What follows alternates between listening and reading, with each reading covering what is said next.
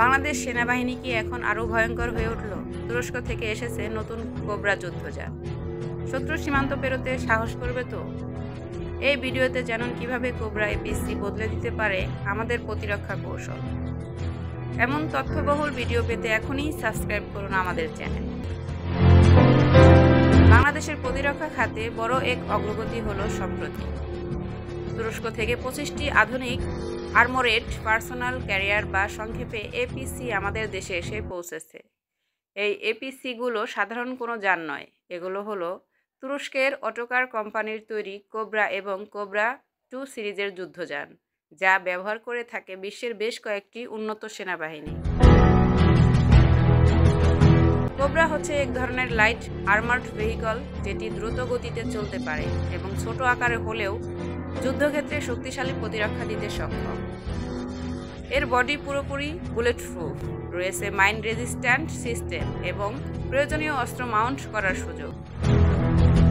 Cobra 2 আরও উন্নত, যেখানে রয়েছে আরও শক্তিশালী ইঞ্জিন, উন্নত নেভিগেশন সিস্টেম এবং রাতের অন্ধকারেও টার্গেট শনাক্ত করতে পারে এমন নাইট ভিশন টেকনোলজি।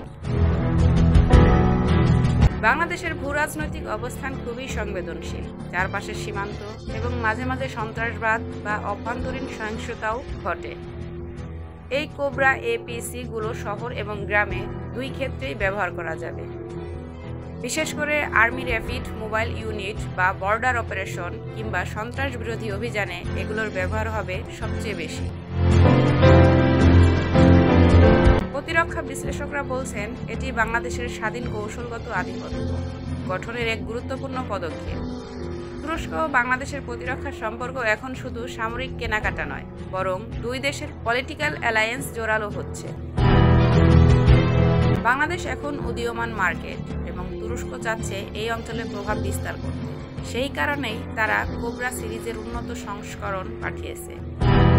বাংলাদেশ এক্ষেত্রে ট্রাস্টেড ডিফেন্স পার্টনার হয়ে উঠছে। কোবরা এপিসিগুলো শুধু একটা যুদ্ধযান নয়, এটা হলো একটি বার্তা যে বাংলাদেশ এখন প্রতিরক্ষায় আত্মনির্ভরশীল আর কোনো হুমকি আসলে পাল্টা জবাব দিতে প্রস্তুত।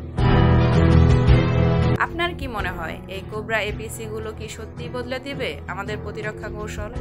কমেন্টে জানান আপনার মতামত এবং এমন ভিডিও পেতে অবশ্যই সাবস্ক্রাইব করুন।